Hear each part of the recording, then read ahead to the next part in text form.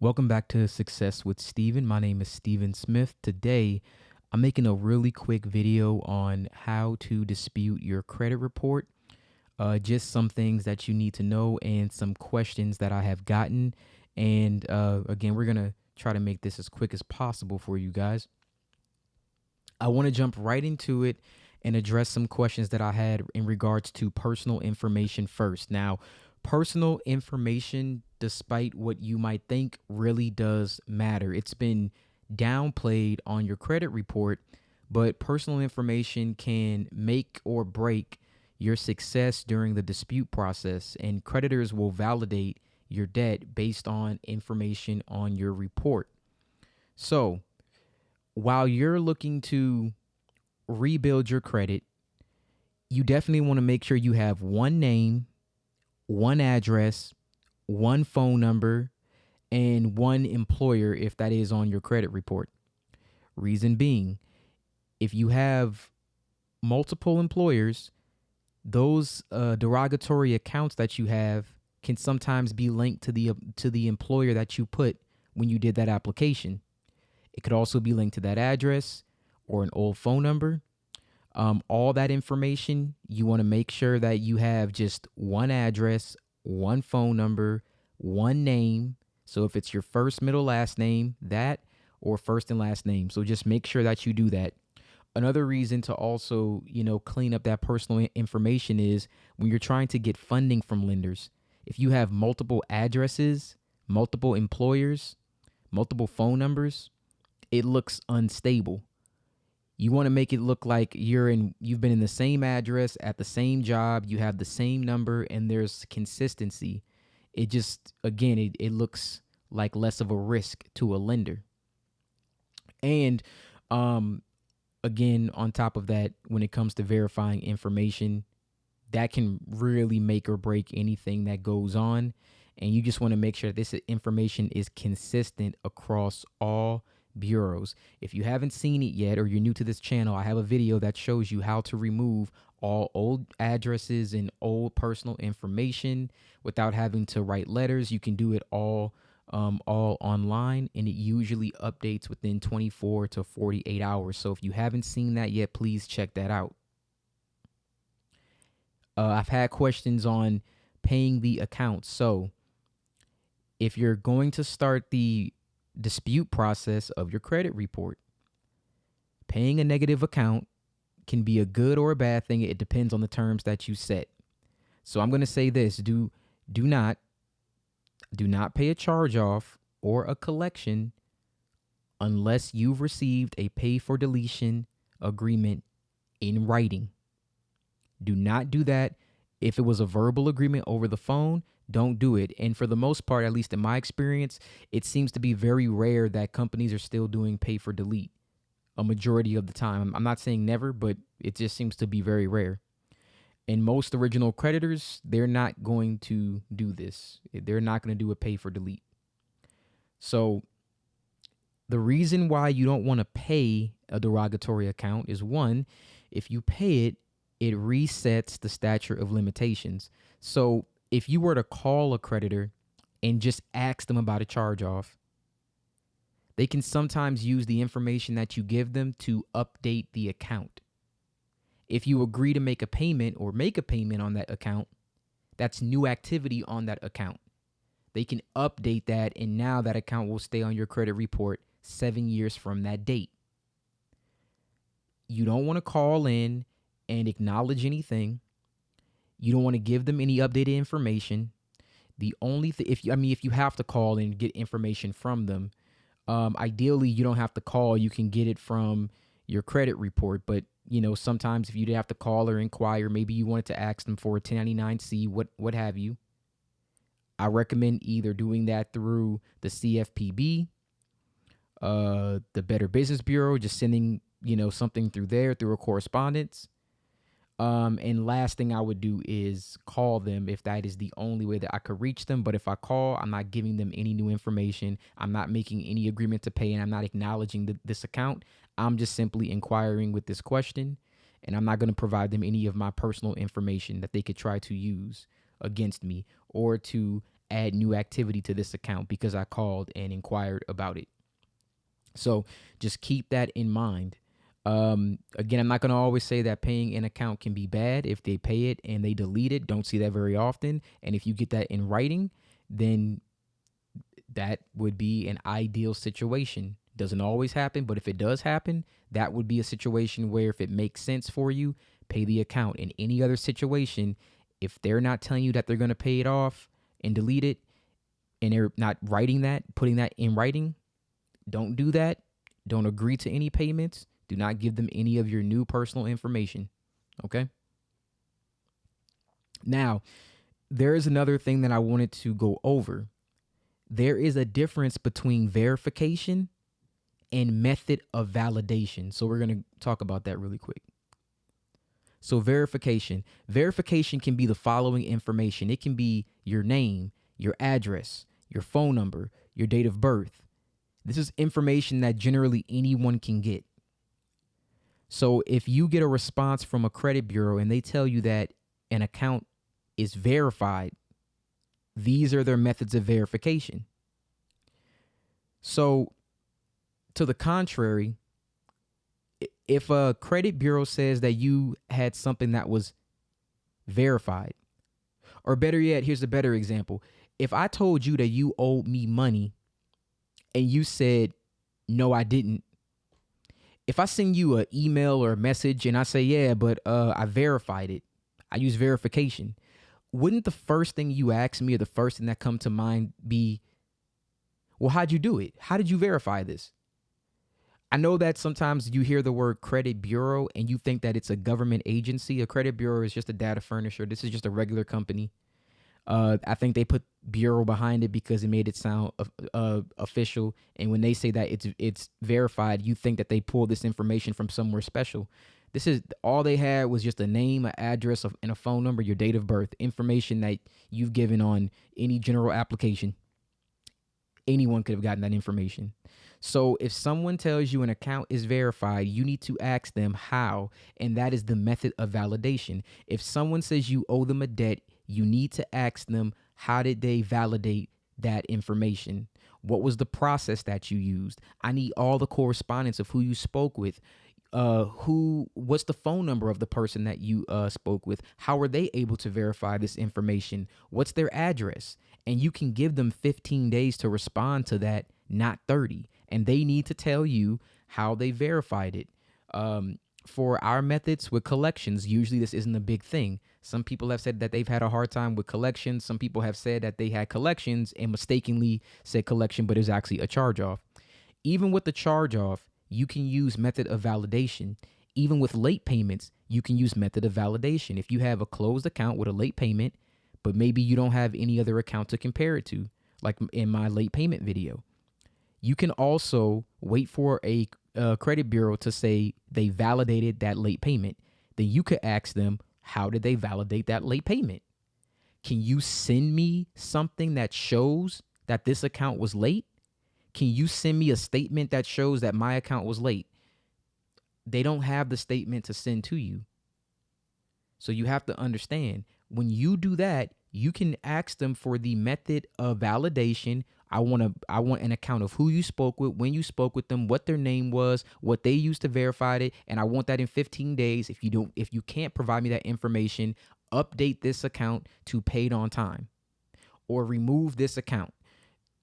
I'm just giving you guys a general idea of things that you can use in order to expedite your dispute process and get these deletions. Get into the habit of just getting these things ready before you actually start that dispute process. And then once you begin, I think it's going to make things a lot easier.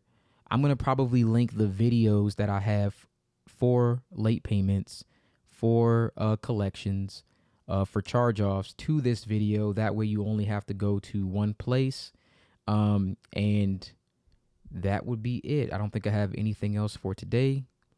You guys have a wonderful day. So I have everything pulled up on my computer here. We're going to start on identitytheft.gov. So you can type this in the Google. It should come up, and then you can go on Get Started. That's where we're going to begin. All right. So the first option you're going to choose is I want to report identity theft. Once you do that, we're going to click on credit card accounts, and then we're going to hit continue at the bottom. All right, so we're going to choose the option to open a fraudulent credit card account, and then we're going to hit continue on this next screen. So this first part, you can pretty much bypass that. We're really not going to be getting into any details here, so you can just hit continue. This is the part where you want to start filling out your information. So right here, first name, last name, and then you're going to want to fill out your information here. You want to enter your primary phone number. You want to enter your email address. You're going to enter your date of birth, and then you're going to enter your current mailing address. So I'm going to leave this part blank. Whenever I try to fill in the information for my screen, it's going to actually populate the information. Don't want that to be seen. So I'm going to hit continue, and then we'll be on the next 3. It should say suspect information. You can just click no at this time and continue. So have you received a copy of your credit report? You can put yes. Here, this is where we're going to actually enter the company information. So let's say, for example, you had Bank of America, and there was an inquiry on January 1st, 2023. We would add the name of the company here, the date of the inquiry here, add company.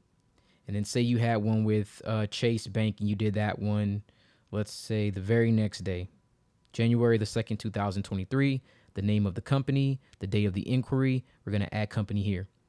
In this section, it allows you to put up to 4 companies, I believe. If you have more, that's okay. I'm going to show you how to add more.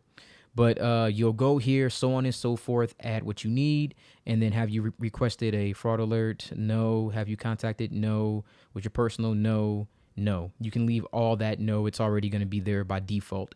Then hit continue on the next screen. All right, so right here in this section, it's going to ask you to include all the other inquiries. So let's say that you had more and you wanted to add Wells Fargo. And for Wells Fargo, you had an inquiry on February 23rd, 2023. We're going to add that. And then let's say you had one with Navy Federal as well. We're going to go ahead and we're going to add the Navy Federal inquiry. And then we could do that one for March the 1st, 2023, whatever the date is. So once you get all of the inquiries put here, sometimes I've seen where people can have up to 20. You add all that information, and then you can hit continue. All right, now this is the final page. It's going to be number 6 where you review the complaint. So this is where we're going to be able to download the affidavit. It should have your name, last name, email address, your phone number, company's name, the date. You want to click the very bottom to acknowledge, and then you want to finalize. Now, you can do this without creating an account. That's up to you. I recommend that you do. Once you do this and you do make the account, you're going to get the affidavit. I'm just going to put no, and then I'm going to submit without an account. And then once you're done, it'll provide you with the affidavit. You can download the report here.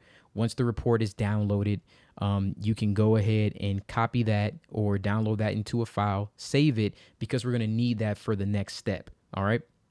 All right. So we're back on Google. We're going to click on Consumer Financial Protection Bureau. That's going to be the CFPB. All right. Once we go here, we're going to choose the option at the very top right-hand corner, submit a complaint. At the bottom, if you scroll down, we can select start a new complaint. And from here, it'll ask you to sign in. Same thing, first name, last name, email address, phone number, create a password, and then you're going to sign up and you're going to verify your email. All right, so once you've completed the sign up, you're going to go to the submit a complaint option, and then it's going to bring up this. What we're looking for is credit reporting or other personal consumer reports. We're going to click on that, and then we're going to click on credit reporting here for what type of credit reporting product, and then we're going to go to next. So we're going to go down to improper use of your report,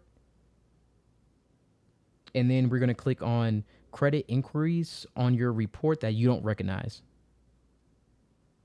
And have you already tried to fix this with the company? Yes. Did you request information from the company?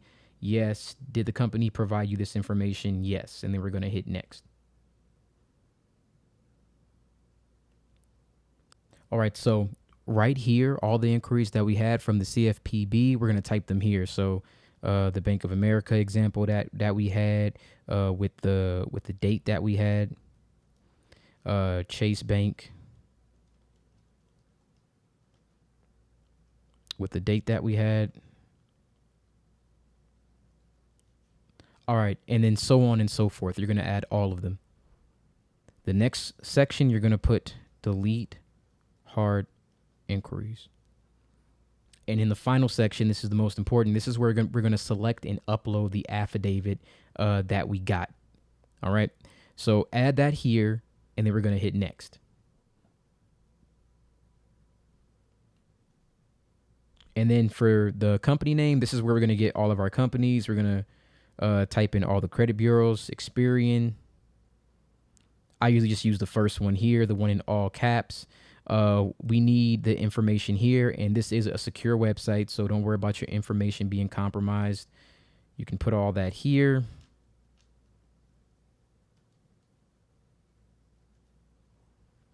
You want to make sure you put your name as it does appear on your credit report. And then do you want to complain about another company? And we would do the same thing here, add TransUnion.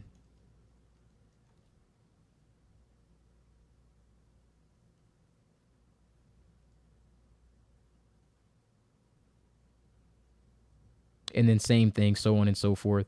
And then we're going to also add Equifax. All right, so who are you adding all the information for? You can choose myself.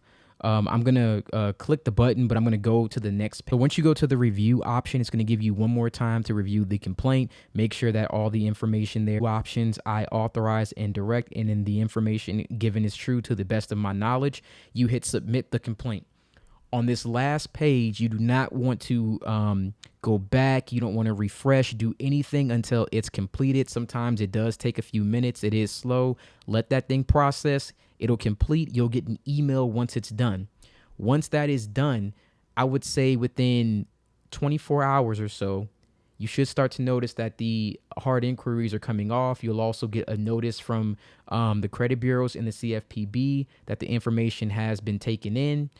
For me personally, I've done this before, and it's removed all the hard inquiries within that time frame. Follow this step by step. Make sure not to add any hard inquiries of accounts that you actually want to keep. That is definitely one thing to keep in mind.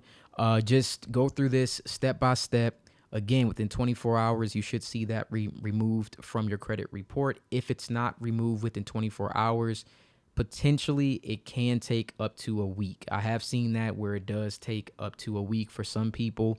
Again, for myself personally, and when I've done it for other people, it's been 24 hours. All right, so the first thing that we're going to do is go to Experian.com. So it's going to be usa.experian.com. The reason why I like to use Experian is because they include all three credit bureaus. You get Experian, Equifax, and TransUnion. With a lot of them, you won't get access to all three. If you have an alternative that you use to pull up your credit report, that's fine. You just want a report that will show every negative item that you have for all three credit bureaus. Okay, so the first thing that we're going to do is log into Experian or create an account if we don't have one. To protect this individual's information, I logged into the account. As soon as you log in, you're going to click on View Report. You're going to scroll down to the bottom. That's where you should see your collections or negative items. Now, you only need a few things from the report. First thing, you want to make sure that you're on Experian, TransUnion, or Equifax, right? We're going to want to notate which bureau that collection is with. They might not report to all three. So for this report, this one is with Experian. So the collection accounts here that we have are Midland Credit Management and National Credit Adjust. You're going to copy Midland Credit Management. My recommendation is that you either write this down, you screenshot it, you put it in a Google Keep Note, but you want to write down Experian, Midland Credit Management. You want to make sure that you get the balance, highest balance, whatever is the highest balance. So for this one, it's only showing one, Balance and original balance are both the same. For you, it may be different. If it is, make sure you get the highest one. You need the name, the balance. You also need the account number, and you need the date opened. All right. So make sure, go to Experian, go to TransUnion, go to Equifax. They may have different names as well, but maybe the same account. You want to make sure that you go Midland Credit Management, copy the name, copy the balance, copy the account number, copy the date opened. And if you have more, we'll just go to the next one. You'll grab the name, National Credit Adjust. You'll grab the balance here, $525. You'll grab the account number here. You'll grab the date opened. And that's all that we need. So take your time now, collect that information, Experian, TransUnion, Equifax, get each of the names, account numbers, the highest balance, the open dates, all right? And then you'll follow me on to that very next step. Before we move on to the next step, I wanted to pull this up. It's the Cornell Law School 15 U.S. Code 1681 Congressional Findings and Statement of Purpose. I just wanted to make sure that you know your rights. You are, you have the right to an accurate and fair credit report. All right. So the banking system is dependent upon fair and accurate credit reporting. And accurate credit reports directly impair the efficiency of the banking system, and unfair credit reporting methods undermine the public confidence, which is essential to the continued functioning of the banking system. So just bear in mind that when you have a third party that says that you owe them something, but you do not have a contract with them, you can ask them to verify that report. And if they can't verify that report, we look at that as fraudulent activity. All right. So we're going to move on to the next screen. We're going to be going to identitytheft.gov. Once you get there, we're going to click on Get Started.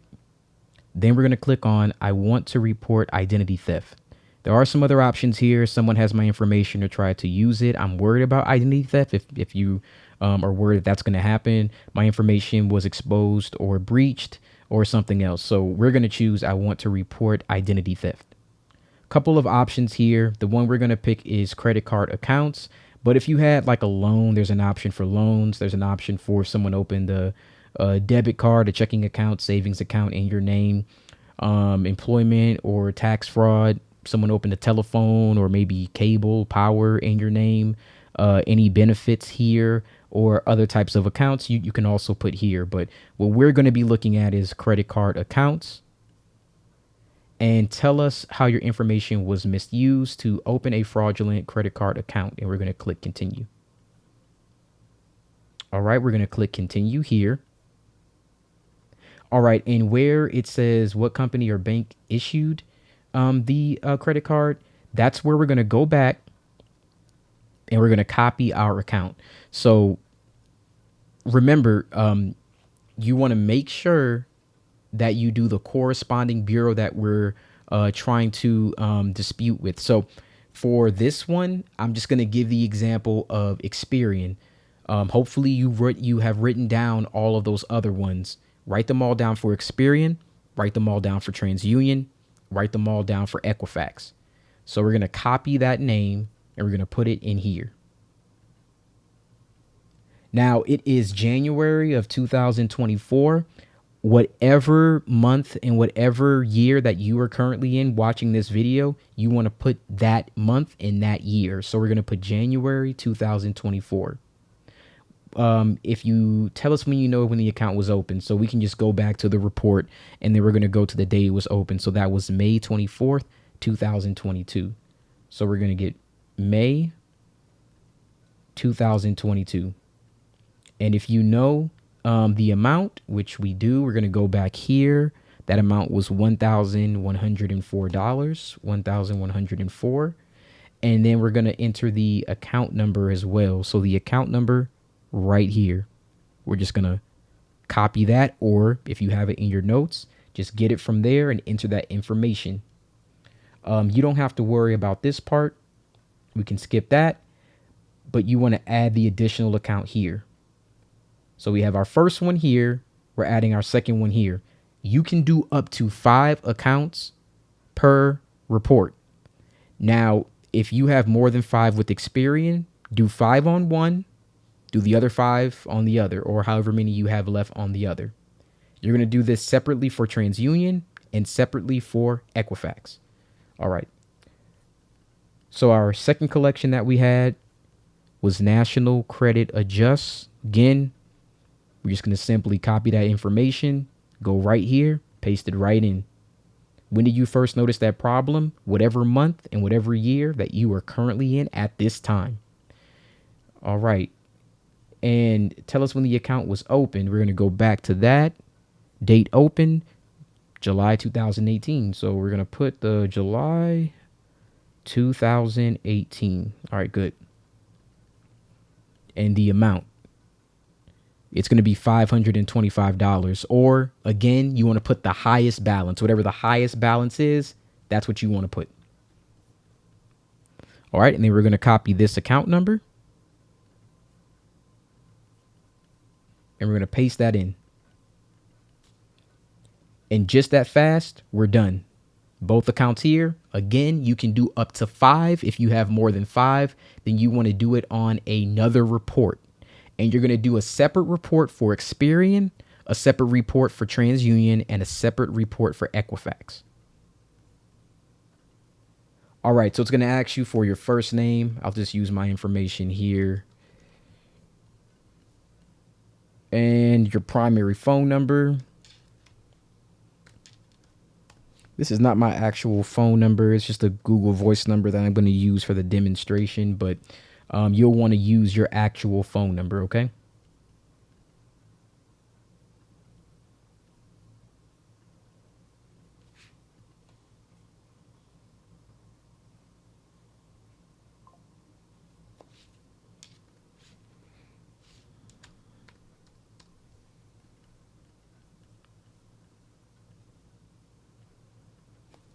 And then your email address.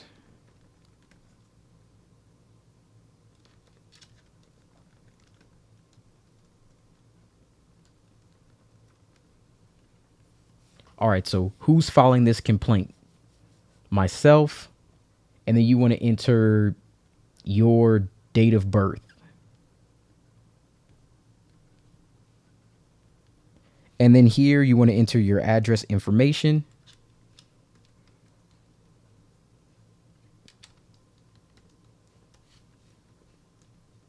And this is not my actual address. If you go there, I will not be there.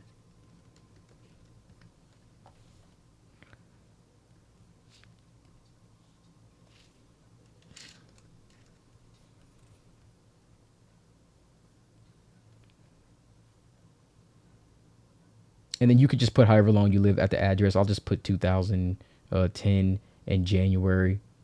All right. And your name has not changed. If it has not changed, if you're military service, then you can put yes or no, and then we'll continue on to the next step. All right. Do you know anything about the person who stole your identity? No. All right. So on the 4th page, have you reviewed a copy of your credit report? Yes. Were there any fraudulent accounts included on your credit report? Yes. Was any personal information wrong on your credit report? So you can take this opportunity to get rid of any old addresses or any irrelevant information that you don't want on there. So you can add that. If your name is wrong or you just want one name, make sure that you specify that. I'll just leave that blank for now. I did an entire video on inquiries, so I'm not going to worry about this here. If you want, again, I'm going to link that video and you can watch the video on the inquiries. Have you requested a fraud alert from one of the 3 national credit bureaus? No, not yet. This isn't a big deal. If you get a fraud alert, you can just contact the credit bureaus and remove it. It's not a bad thing. It just has to do extra verification in order to make sure that you are who you say you are. And you can easily call any of the 3 bureaus. They'll remove it immediately. So that's no big deal. Me personally, I didn't even get an alert on there. So I wouldn't worry about that. Have you contacted your local police department? No. Was your personal information exposed in a data breach? No. Has a debt collector contacted you about an account that isn't yours? No. So we're going to hit continue and we're going to move on to the next step. Okay, so next page, step 5 is personal statement. So they want you to submit a personal statement. Here, I just gave an example. You could either copy this verbatim or you can kind of make your own. But I recently reviewed a copy of my credit report and noticed I had fraudulent accounts on my report. Please remove these accounts from my report. They are hurting my ability to obtain credit. So very short, sweet, right to the point. Just let them know that these accounts, you don't recognize them, you didn't authorize them, they're being reported by a third party, and you just want to just give just a couple little details there, and you're all done. So we're going to hit continue here. All right, so on the page 6, final page, we're going to see a little preview of our complaint here. And you're going to check the box, I understand, and you're going to finalize. And you can hit no thanks, just submit without an account, and continue. All right, so you're going to get a report here. You can download the report. Once you have it, there's going to be an option where your printer comes up, but you can go here and then you can just choose the option to save as a PDF. It's going to be different for everybody's computer, but PDF, save, and we could save that to the desktop. All right. And again, we're going to do this for up to 5 per bureau. If you have more than 5, do more than 1. And then we're going to do a separate report for each credit bureau. So if you need to go through, do this process again, do the process for TransUnion, do the process for Equifax, and then we're going to take all 3 of our reports once you're done, and then we're going to go to the next step. All right, so you can go to Google and type in CFPB or go to consumerfinance.gov. So we're on the CFPB website. Just to give you some backstory, CFPB, they were created to basically protect you against banks, lenders, other financial institutions, to make sure that you're being treated fairly. So if you have some type of discrepancy with the credit bureaus, with your bank, with any financial institution, this is who you want to contact. This is who they have to answer to, right? So when you normally you send letters, right? And you want to go through a couple rounds of that, and then this would be like the final step. We're going to circumvent that, and we're not going to wait 30 to 45 days. We're going to go straight to them with our information, and we're going to submit that complaint. So you can go to the very top, submit a complaint. You're going to scroll down and start a new complaint. Now, one thing about this website, if you start a complaint, do not refresh the screen. If you refresh that screen, the complaint won't go through. Okay, it's happened to me. It's happened to a lot of people that I know. The complaint will not go through. So if you have to go back, do anything of that nature, just restart the complaint. All right.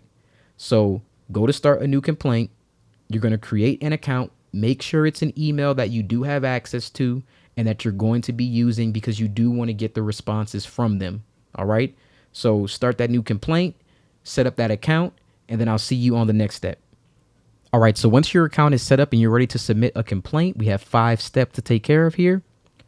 The option that we're looking for is credit reporting and other personal consumer reports. There are some other options here that you can go through if you'd like to kind of go through that, check them out at a later date. Then by all means, I would recommend it. What type of credit reporting product? Credit reporting, and then we're going to click on next. All right, and then we're going to go to incorrect information on our credit report. Information belongs to someone else or identity theft. And have you already tried to fix this problem with the company? You always want to say yes, because if not, they'll try to defer you back to the company. Did you request information from the company? Yes. Did the company provide this information? No. All right. I would hit next here. And then what happened? You can pretty much copy and paste the exact same statement that you had previously. So I recently reviewed a copy of my credit report, noticed I have fraudulent activity, and then what would be a fair resolution? Please remove all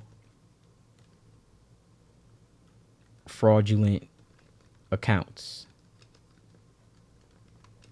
Thank you. All right, so here where it says attach a document, we want to select those reports that we got. We're going to add that here. Now, again, we're only doing one bureau at a time or 5 at a time per bureau. So this is for Experian. We're going to do one report for Experian. You need to include your driver's license, a picture of that, a picture of your social security card, a picture of a utility bill that shows your address, right? And you just want to make sure you have all this information because sometimes they try to stall you out by saying that you weren't the one who submitted this. So the identity theft report, utility bill, social security card, driver's license. Those 4 things we want to add to this report so they can verify that this is actually you. All right.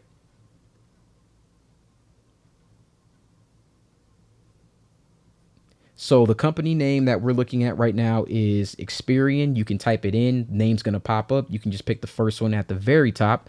Then you're going to add all the information here, last 4 of the social, date of birth, name as it appears on your credit report.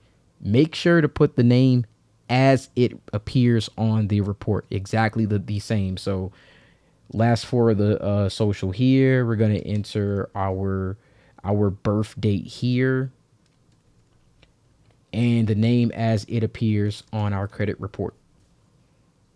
All right, do you want to complain about another company? No, because this one will be both of the, or in this case, both, but all of the collection accounts for Experian. We're going to put them all here. Again, if you have 5, it's only going to be 5. You have to do another one and then submit another report to the CFPB. So we're going to go next. At the very bottom, it's going to ask you to review. Since I'm actually signing into my account, I had to cut off some of the information there. But after you review the complaint, you're just going to scroll down to the very bottom. You're going to submit the complaint. You should get an email with the complaint details. And that is it. You'll want to repeat this process for TransUnion, repeat the process for Equifax. And, if you only have a collection account for one bureau, then just do one bureau. You could replay the video, make sure that you got all the steps down, and that'll take care of everything. Right. So the first thing we're going to do to get started, we're going to go to either Experian.com or you can also use Identity IQ. My preference is Experian. With Experian, you can get all 3 credit bureau reports, and you can get it for TransUnion, Equifax as well. I use them a majority of the time.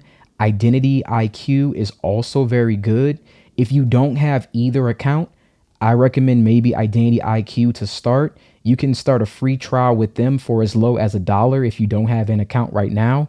If not, you can just use whichever one you prefer. But I recommend that you use one of these 2. So if you don't have an account with either one of these 2, first thing we want to do is create an account and then we want to log in. So I'm going to give you a second to log into either Experian, Identity IQ. If you don't have an account, create one, and then I'll see you at the next step. All right, so once we're logged into Experian or Identity IQ, we're going to scroll down and we're going to find the account that's late. For this example, I'm going to be using this Credit One bank account. So we see we have a late payment here. We're going to click on that account. All right, so for this account, there's a late payment in September and there is a late payment in October. No data for November, and no data for December. Now, I'm using this account as an example, and we're only looking at the Experian part of the credit reports right now. Let's say that this same account with Credit One was to have 30 days past due in September and 60 days in October. But then we looked at our TransUnion report and September was paid on time, but it was 30 days late in October. That would be an inaccuracy. And then we would also look at the same thing with Equifax. So with this account, I believe that at the time, because I can't pull up the other report for TransUnion or Equifax right now, but in this example, September's 30 days late, you're 60 days late in October. The other one for TransUnion or Equifax, they had the opposite, like paid on time, but 30 days late in October. That is an inaccuracy, and that's an inaccuracy that we can actually use. So what I would normally do is take this and then I would screenshot it. If you're on a MacBook, it's Shift Command 3. Screenshot that, and I would probably screenshot the top two so you can get the account information here. So Shift Command and 3. That way we have the credit one name here. We have the account number. We have this showing as 30 days late and 60 days late, right? And then we're going to screenshot this. We would then upload this to the CFPB, and then we're going to use this screenshot in our dispute. So again, right now, this is the only account that I have as an example. But what you'll want to do is just make sure that you find the account that's late. You want to make sure to get the account number. So make sure that you have that account number copied, because we're going to need this account number when we go and file the dispute with the CFPB, right? And then we want to make sure to have the screenshot of this payment date for September and October. And we want to make sure that we're reporting 2 late payments. So once you gather all your information, you're going to copy the account number. You're going to get a screenshot of that account that is late from the payment history legend. All right. We're going to go over to the CFPB, and then we're going to file this complaint. Now, before we go ahead and file that complaint with the CFPB, I always like to pull up the Cornell Law School compliance procedure. So that's 15 U.S. Code 1681E. And the part that we're always looking at is the B section, accuracy of report. So whenever a consumer reporting agency prepares a consumer report, it shall follow reasonable procedures to assure maximum possible accuracy of the information concerning the individual about whom the report relates.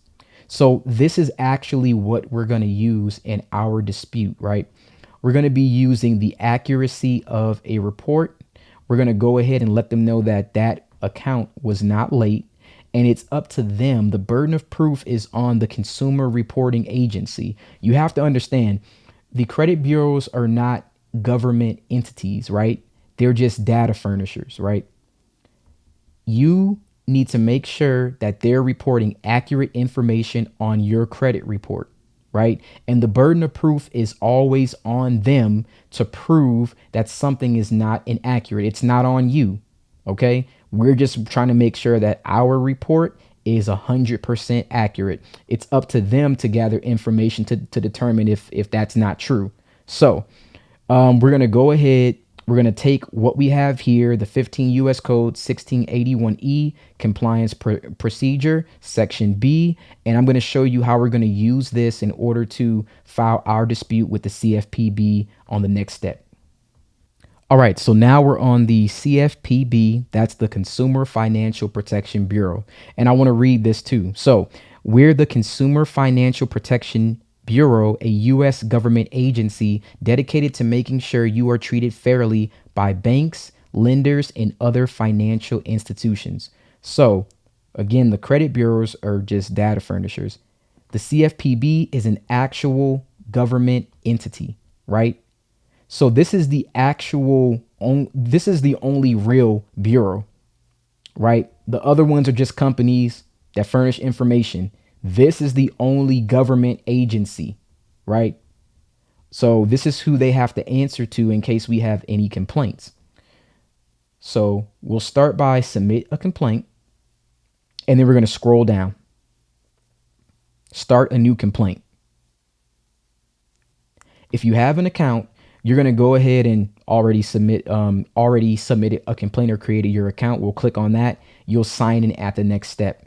If you don't have an account, just take the time, fill out this first name, last name, email, phone number, and you're going to create a password. You'll sign up and you'll verify your email. And once you've done that or you've logged in, then we'll proceed to the next step. All right, so once you're logged in, we're going to go to start a new complaint.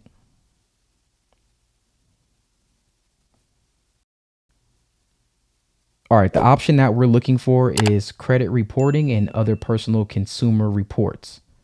So we're going to click on that. And what type of credit reporting product? We're going to go to credit reporting.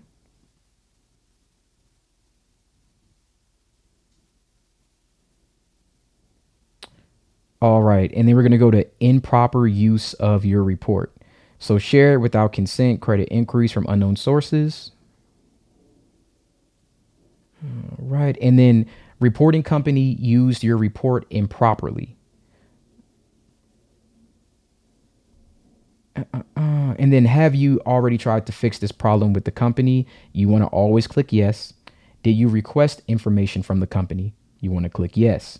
What information did you request? In this case, we can say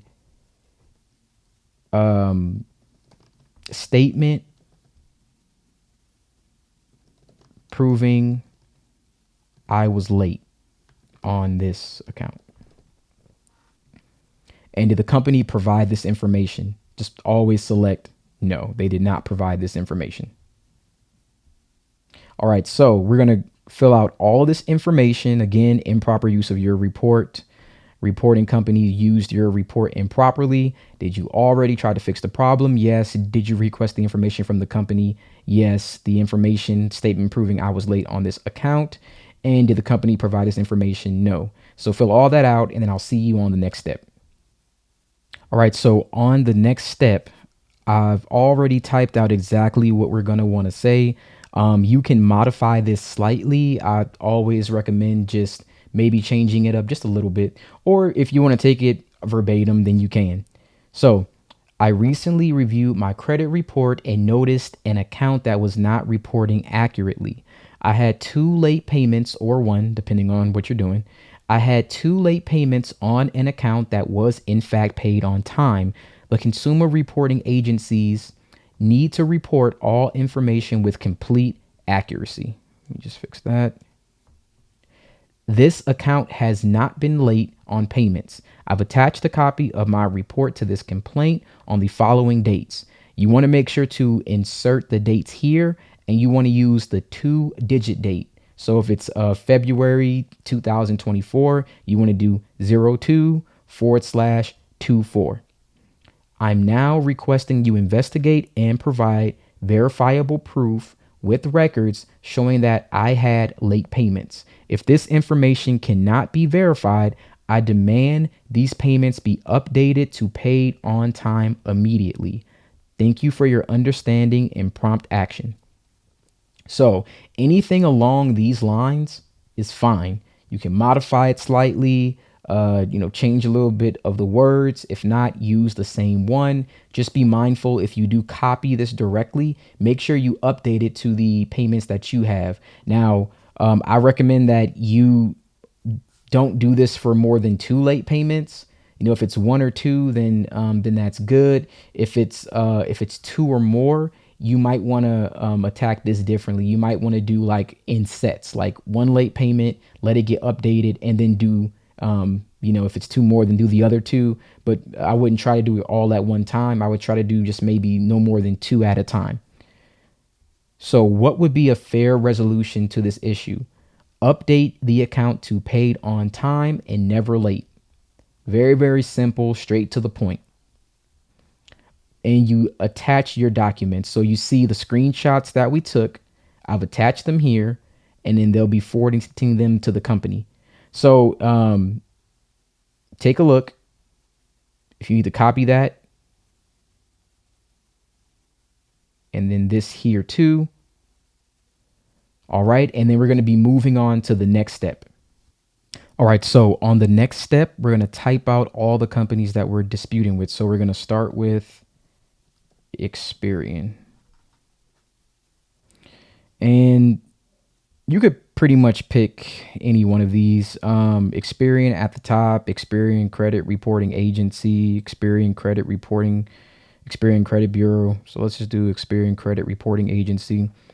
And then you're going to enter your social security number, your name as it appears on the credit report, and your date of birth. So whatever your social is, you can enter that. You can enter your date of birth. Now, this is important. However your name is shown on the Experian credit report, you want to enter that. So if your name was Steven and it's showing Stephen, last name Smith, you want to enter it like that. If your middle name was James, Stephen James Smith, you want to enter it just like that.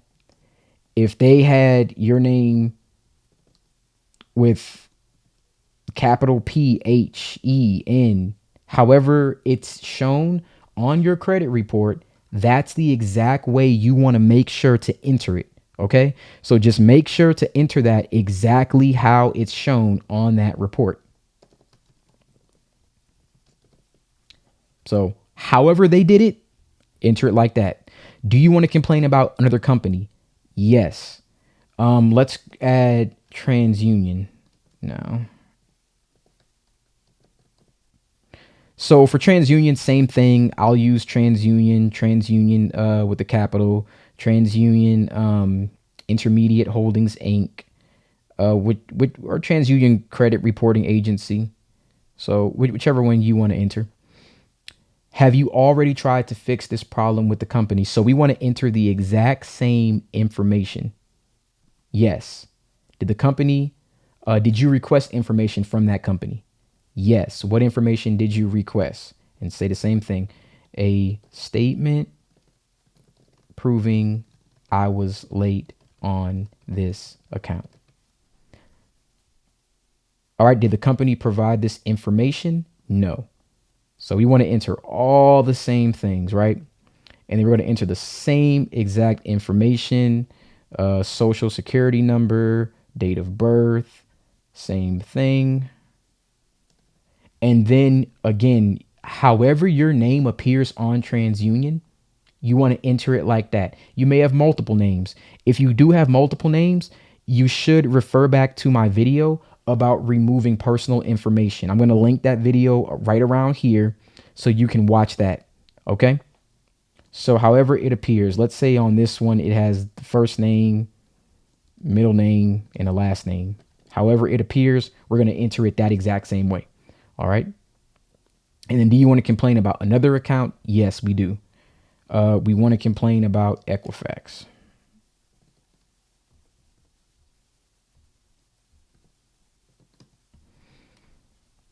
And then same thing, Equifax Credit Bureau, Equifax. So Equifax Credit Bureau. Have you already tried to fix this problem with the company? Yes, we did. Did you request information from the company? Yes, we did. What information? A statement proving I was late on this account. Same information. Did the company provide this information? No. All right. And then same thing, social security number, name as it appears, and date of birth. So you want to run through and just enter all this information for all three credit bureaus. Once you're done, then I'll see you on that next step.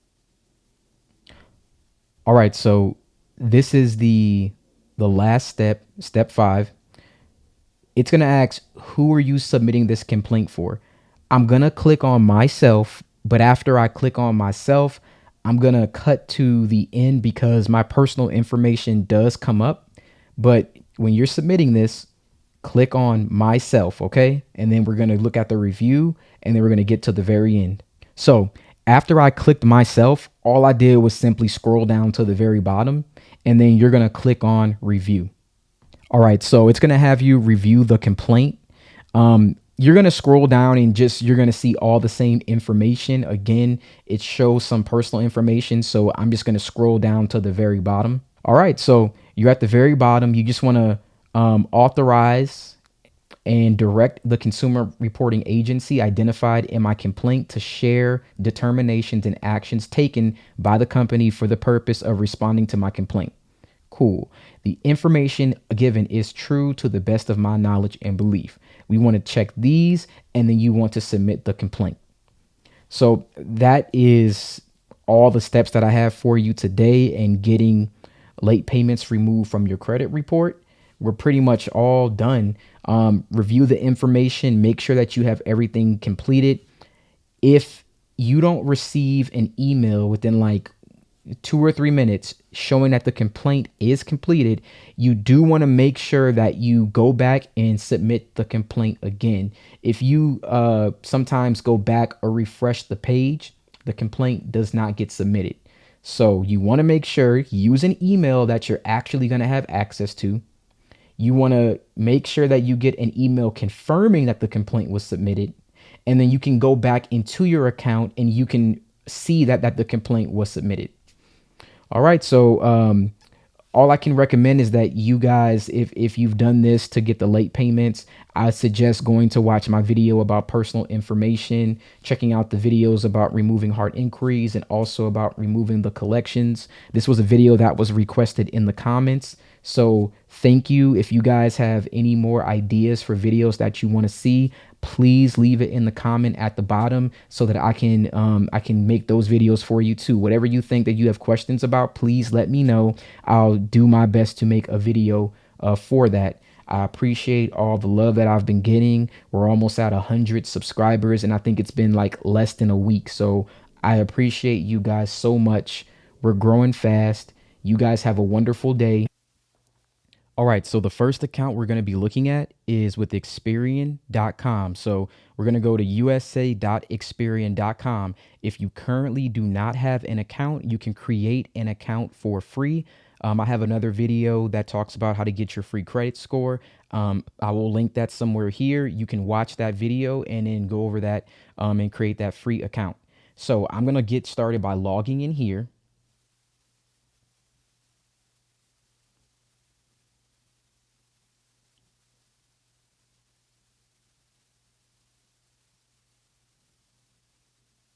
So once you're completely logged in, you'll want to scroll down to the bottom and then you'll want to click on Help Center. Once you click on Help Center, you'll have the quick action section. Here you can go to File a Dispute, and then you're going to click on Start a New Dispute.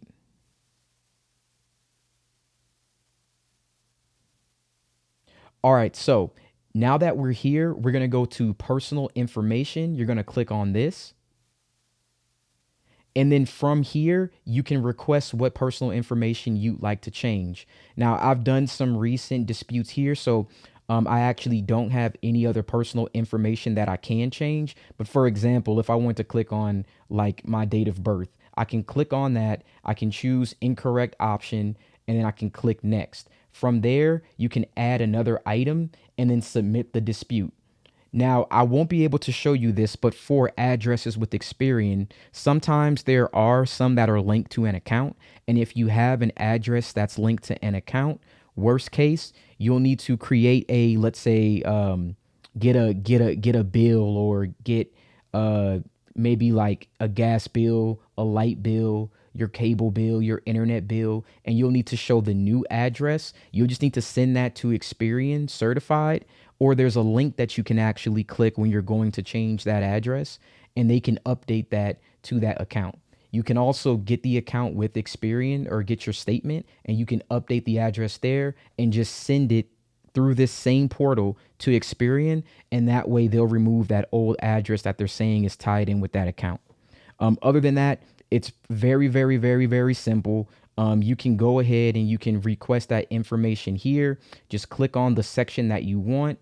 Click on the option for address. It's not going to show here because I don't have any addresses to dispute. But if it were here, it would say, you could say, I've never lived there, or identity theft for the address, whatever the case may be. If it's not your address and you don't know it, or it's old or outdated, click on that option, get rid of it. You'll be able to hit next. You'll be able to submit the dispute and add another item.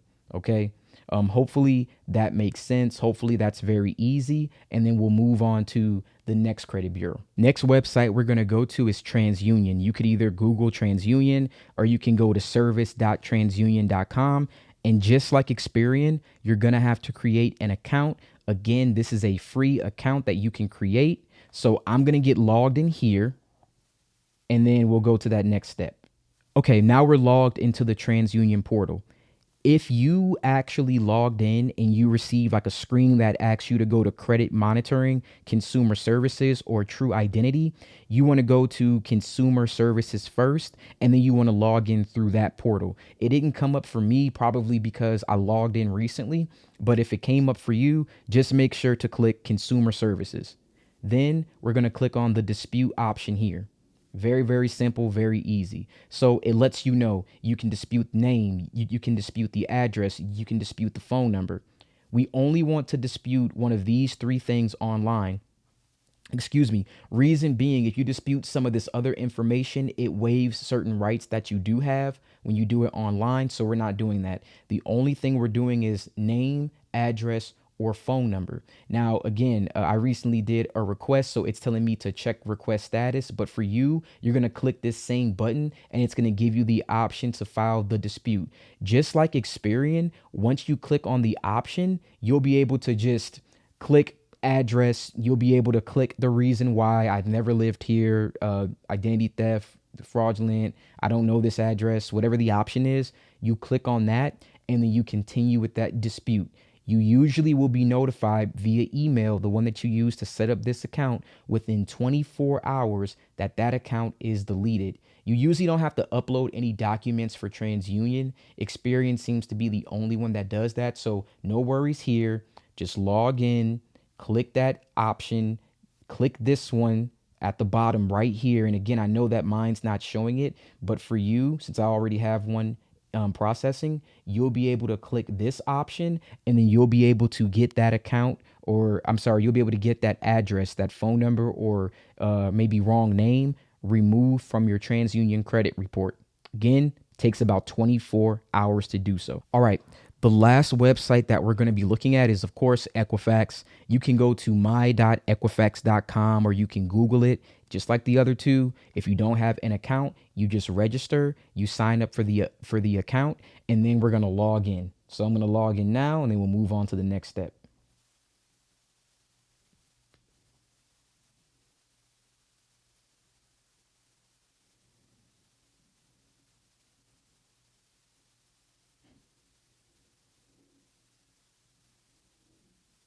All right, once you log in, scroll to the bottom, you'll see the disputes option. From there, you can click start or check a dispute. So we're going to click on that, and then you're going to click on file. Scroll down to the bottom in case you have some old ones there, but file a dispute. So we're going to click that option. I authorize Equifax to notify me via email of the results. We're going to click continue.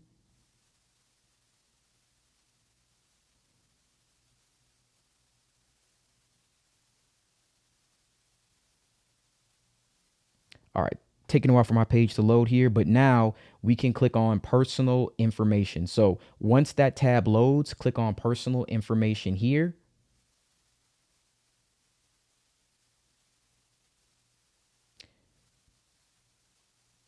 And still taking a while for mine to load. There we go. So let's say that you have wrong information here. Here's address information. You'll want to click on dispute this. And you can click, again, these options. I've never lived at this address. This address belongs to another person with a similar name. I believe I'm a victim of identity theft. Then you would click continue. Once you click continue, you would just submit that on that next screen. And once you did that, you will get an update on the status of this within the next 24 hours. Again, usually it takes 1 day for this to be removed. Once that happens, then you can go and start the process of disputing any other information that that you want to get removed off of your credit report. Chances are you'll get much better, faster results when you do this before starting the dispute process. Other than that, That'll be it. Very quick video. I hope that this was helpful to you guys. Please like, subscribe. If you know someone who needs this information, please share it with people. Thank you. You have a great day. Did you know a charge off is the highest level of delinquency you can have besides a bankruptcy on your credit report? That's what makes it one of the hardest items to get removed from your credit report to date. But today, I'm going to show you step by step the way that we can dispute charge offs to get them permanently deleted from our credit report. This will be the most accurate method that I can provide, and I'm going to give some information on exactly what you can expect, the fastest way that you could do this, in the most accurate way possible. So join me on the computer. I'm going to show you step by step how to remove charge offs from your credit report. Let's get started. I want to preface this by saying when it comes to charge offs, there is no one that can guarantee you a charge off will be removed in a certain period of time. What I can promise you is that if we do it properly, it is possible that it can be done. All right. So the another reason why I took my time with making this video was because I wanted to give you guys a little confirmation bias first. If you followed my previous videos, then you probably have seen your collections come off, your late payments come off, your hard inquiries come off, your personal information is corrected. And the reason why I started with that first is because I knew that was easier to get done. I could show my kids how to do that kind of stuff. It's a very, very easy process once you understand how it works and once you know your rights. Now, when it comes to charge offs, they are a little bit more difficult. And the thing is, you can't really tailor one person's credit report to someone else's. And of course, every bank is different. So when I provide you with these steps, you got to understand it's not going to be like you follow each step verbatim. Like everything's going to be exactly the same. You have to kind of tailor it to your situation. So everything that I say, just make sure that you take it with a grain of salt because charge offs and credit reports in this situation, they are not all the same. They're going to be different. So what works for one person may not work for you, depends on your bank, depends on what's going on, depends on the situation of that charge off. They're not going to all be the same. So again, I just wanted to make sure I preface that in the beginning because this is going to be a little bit more of a challenge. But I've done it myself and I've had 8 charge offs. So if you only have 1 or 2 repossession, things like that, trust me, if I can get rid of 8, you can do it too. Getting rid of charge offs, in my opinion, it really just depends on how much the person wants it. So I just want to start off by saying that. So what is a charge off? A charge off means a company has written off a debt because it does not believe it will receive the money that it's owed. You are responsible for paying debt that is charged off. Paying off or settling the overdue debt does not mean it will be removed from the charge off status on the consumer's credit report. Instead, the status will likely be changed to charge off paid or charge off settled. And that's the reason why we focus on deleting the account. So, you're still responsible for paying charge offs once the account is charged off. All right. There are situations where this might change, and we are going to go through a few scenarios here. All right. There are scenarios where you may have a charged off account that becomes a collection. That's different. That's a situation of double jeopardy where the account is transferred but isn't updated properly. That's another one of the easiest ways to get a charge off deleted. So today we're going to be talking about a few things. Factual disputes will be the main topic of conversation, but I will give you different scenarios because again, not everyone's charge offs will be the same. They're all going to be different. It depends on your situation. So there are different types of charge offs. There are high balance charge offs. A high balance charge off can be anything above $1,500. Those, depending on your situation, you may want to avoid disputing them. Sometimes they can be risky. The higher the balance, the more likely you are to be sued. Now, I want to make sure that when I give this information, I'm making sure to address everything as much as I possibly can. That's why I save charge offs for last. You can be sued even if you don't get an account removed from your credit report. Keep that in mind. It's just that you're more likely to be sued when the account is over $1,500. That's a different video. Maybe in the future, I'll talk about what happens, but a lawsuit isn't as big of a deal as you think. You go to court, there's ways to deal with that. There's a lot of ways, but I just want to make sure that I do mention it. Low balance charge offs, that's anything below $1,500. You can usually get these deleted by factual disputes. They're a lot easier, you know. Paid accounts, the account is paid or settled. Either you pay the full balance or you settle for a lower amount, whatever the case may be. This account is legally validated already. Technically, when you paid it off, you said that it was a legal, valid account. So this is the account where you are going to do factual disputing, but if you're looking at this video and you looked at round 1 and round 2, for a paid account or settled balance, you can just jump to round 3. You don't have to do round 1 and round 2. The account's already validated, so you don't have to worry about that. A transferred account. A transferred account usually has a zero balance and it should indicate sold or transferred, right? You need to check your credit report and you need to see if it's reporting as a zero balance and it indicates sold or transferred. A lot of charge offs can be deleted because, again, you'll see two accounts. One is a collection, the other is being held by the actual creditor, the original creditor. And some of us don't see that because we don't look at the right credit report. Usually in the past videos, I've told you to go to Experian, Identity IQ. But for this one, I'm going to recommend that you stick with annualcreditreport.com.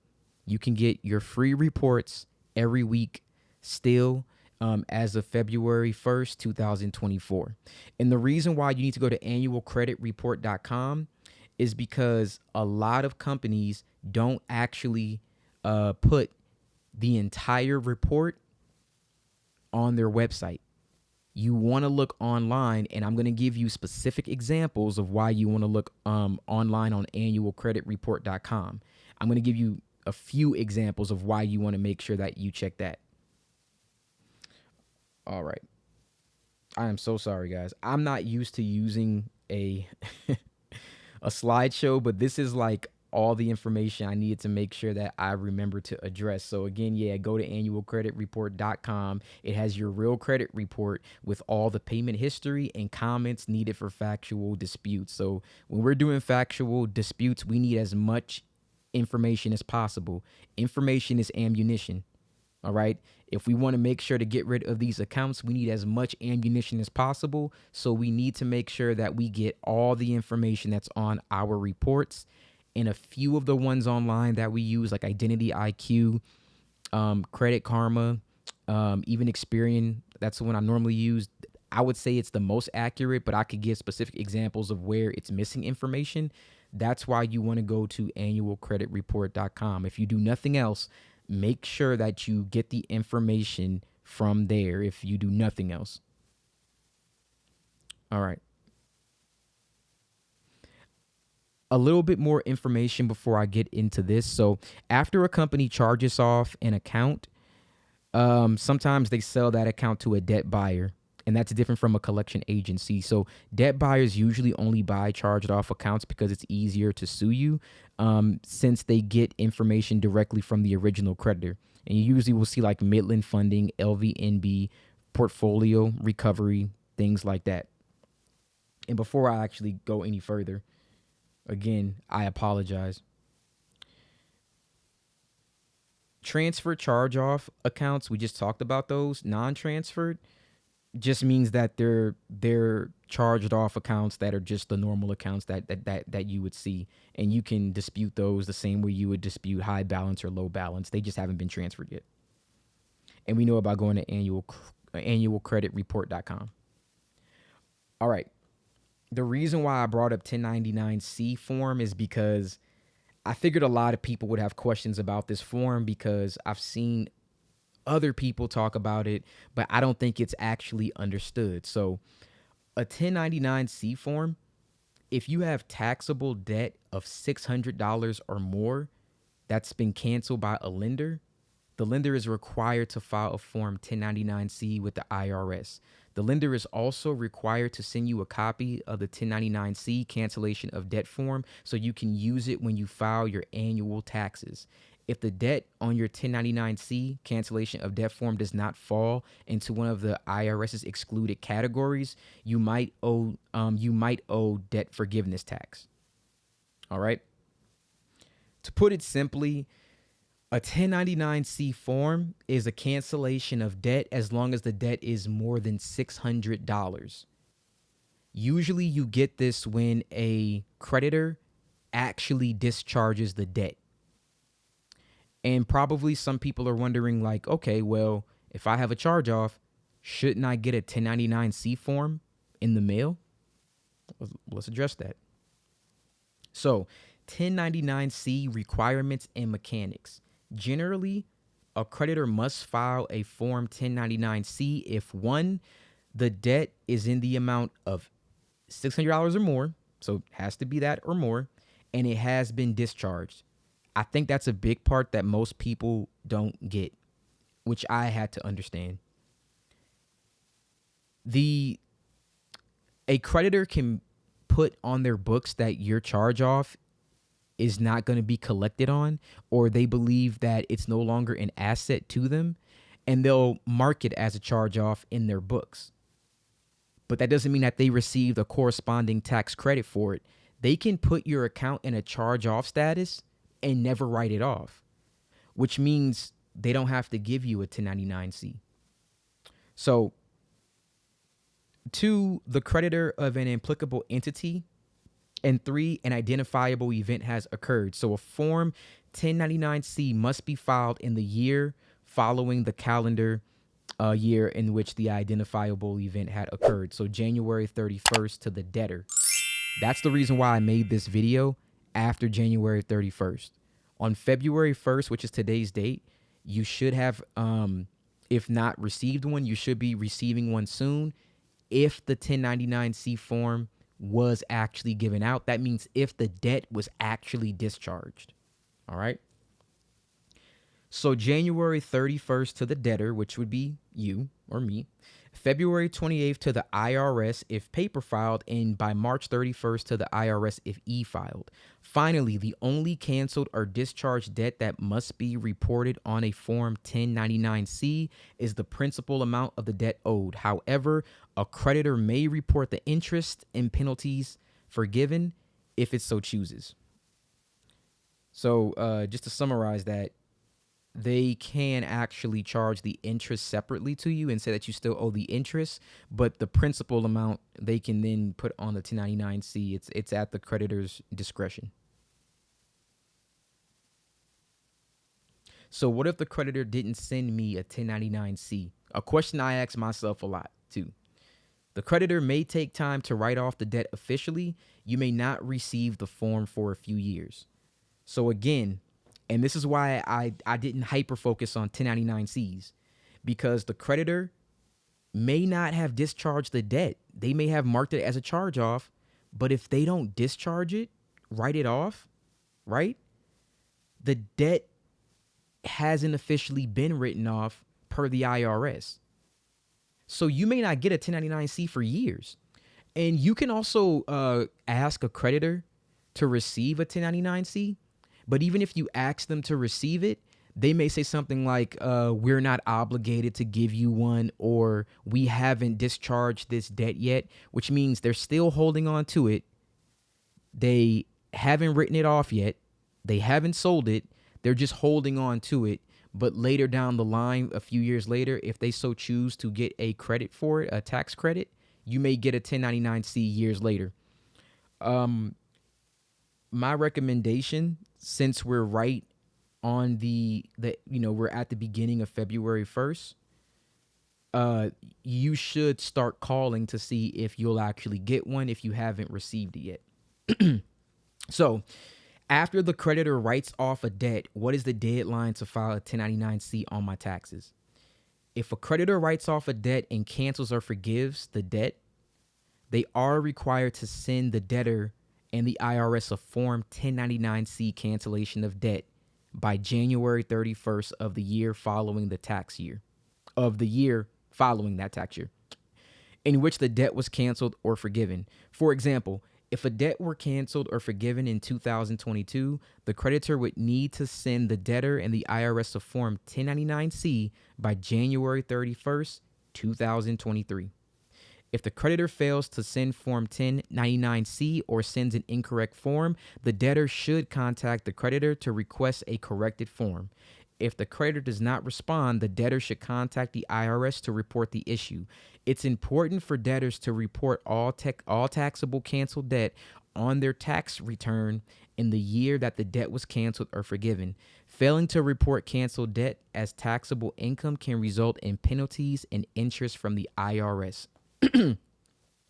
So again, the reason why I'm addressing this now is because a 1099-C is not something that you're entitled to or that you can ask for and expect to receive. The only way that you get this form is if the creditor discharged the debt. And the only way that you'll know that is if you receive one or if you contact them and you ask for one. And the reason why you want to contact and ask for one is because once the debt is canceled or forgiven, we can get it deleted from your credit report. And I would say 1099-Cs are probably one of the easier ways to get it done. You just can't always guarantee that you're going to get it, which is why it's not the thing that I rely on, but I'm going to talk about it just so that, you're aware, or in case it's asked, we might as well just address it. But it's not the thing that I would rely on. When I removed all of my charge-offs, I never got one charge-off removed with a 1099-C. I didn't. Even though you definitely can, I didn't do it. But again, this is why it's like I waited to make this. There's so many different variables when it comes to charge-offs. They're all very different, and it depends on your situation. All right, so what is the statute of limitations on a 1099-C? Generally, there is no statute of limitation on a 1099-C. Simply meaning you can get a 1099-C this year, you could get it next year, you could get it in 3 years. They have up to 7 years to provide you with that. After 7 years, then they can't report the account generally, for your state. It depends on your state. But after 7 years, for the most part, it's a wrap. The account's deleted. But anytime within that time frame, the creditor decides to discharge that debt, they'll send you one. So the creditor does not have to send you the form promptly so that you can include it on your tax return.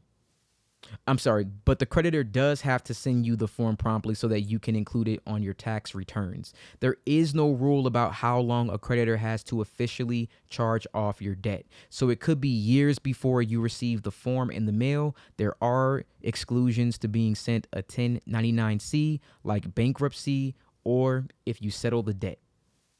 So if you settle the debt and you pay it, they don't need to send you a 1099-C. If you file for bankruptcy, they don't need to send it. That debt has been discharged because you file for bankruptcy. There's no need to cancel the debt if you file for bankruptcy. or if you settled that debt.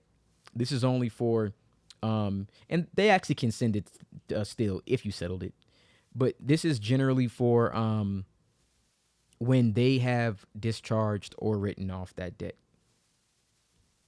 Okay, I wanted to get the 1099-C stuff out the way because I figured I'd have questions about it. But now we're going to get to the real reason why you came here. We're going to get to how to dispute a charge off. So I broke it down into 4 parts. Step 1, we're going to send an investigation complaint. You never send a factual dispute to initially dispute a charge off. Step 2, we're going to send a reinvestigation follow-up complaint. Step 3, we're going to use factual disputes. I like to use date of last activity. Usually that's one of the first attributes I would attempt. And in step 4, payment history or any other factual dispute that we can find.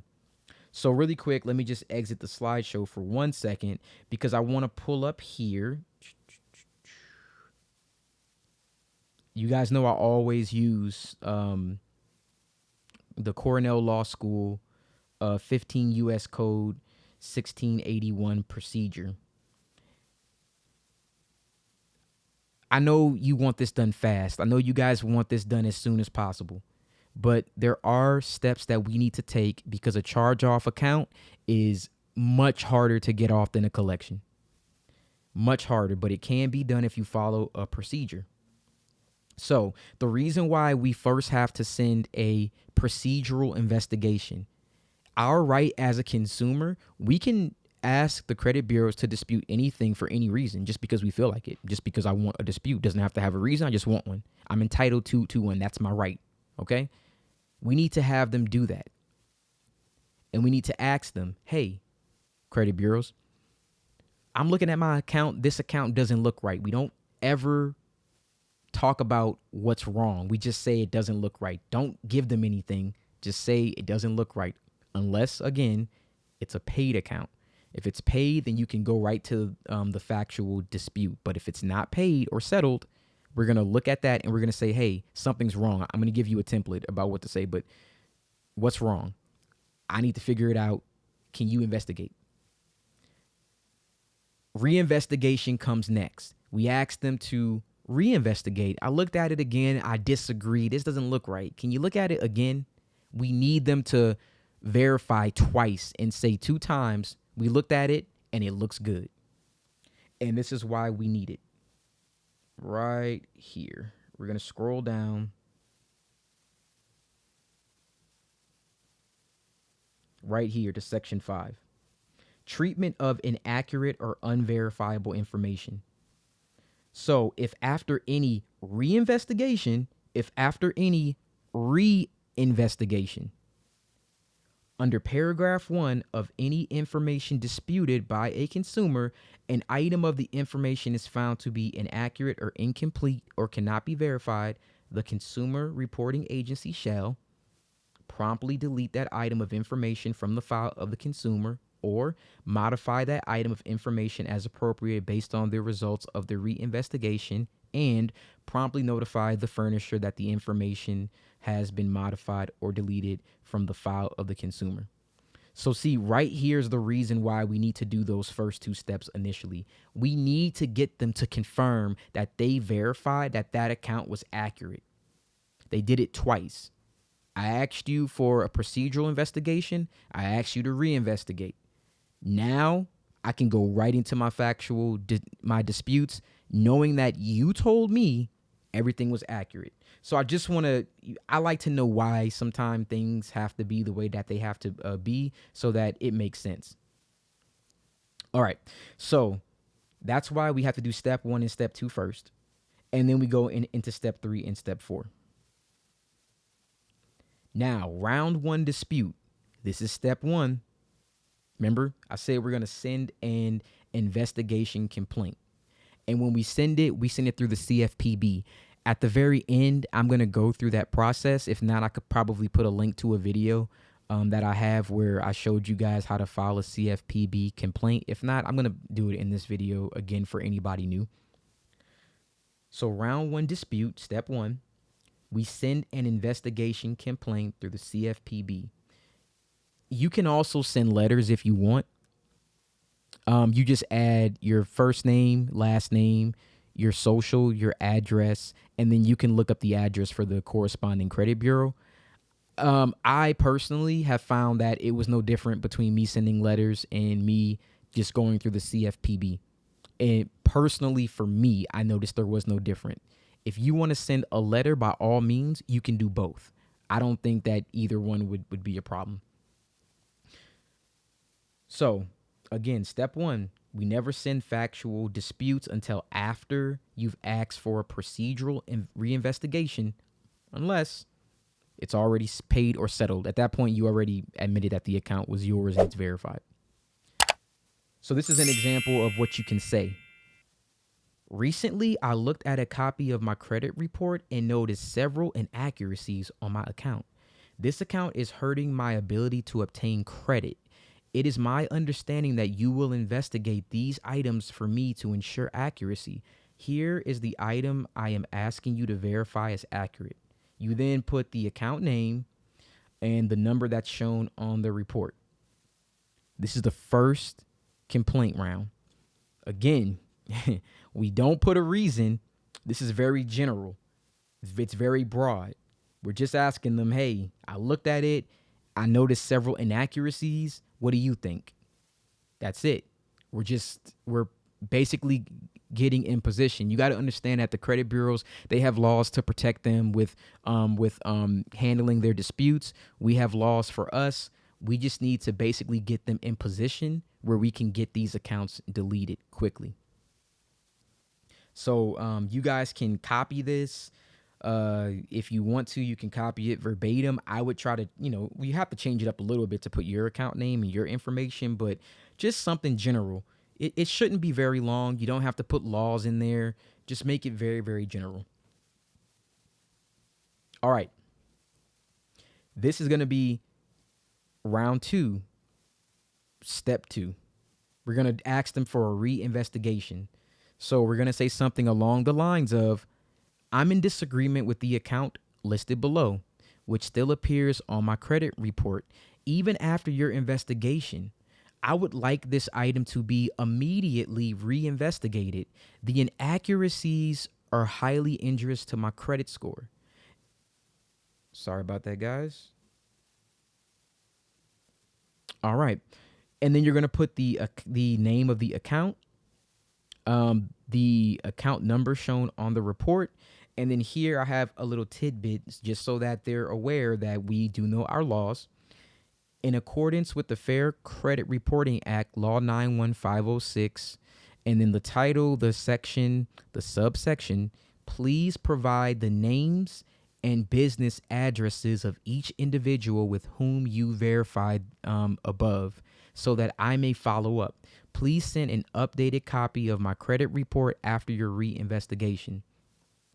Now, some of you may actually notice that the accounts are starting to get deleted after step 2. Usually step 1, nothing happens. Step 2, we're not giving them any specific details yet. We're not talking about any factual disputes. Now we're just asking, hey, can you tell me who you verified this with? Can you give me the names of the individuals? Can you please make sure that you update a copy of my credit report after your reinvestigation? So now you may notice some things come off. You may not. If you do, good. If you don't, then we proceed to the next step. But this is really just getting them in position to basically say, oh, we verified it. This account was good. Okay, you verified it. Awesome. Now, before I show you round 3, I got to go over the most common charge-off inaccuracies. So one of the easiest ways to get stuff removed from your credit report is repeatedly reporting charge-off every month. And I'm going to give you guys an example. Every time your account updates, like if you look at it and it shows like where it shows the payment history, it shows charge-off, charge-off, charge-off, charge-off. It's updating the statute of limitations. It's extending it. Every update to that account makes the account look newer than it is, and re-aging the account is illegal. They can't do that. I'm going to give you examples, but I just want to go over these are the most common reasons you're going to get a charge off deleted.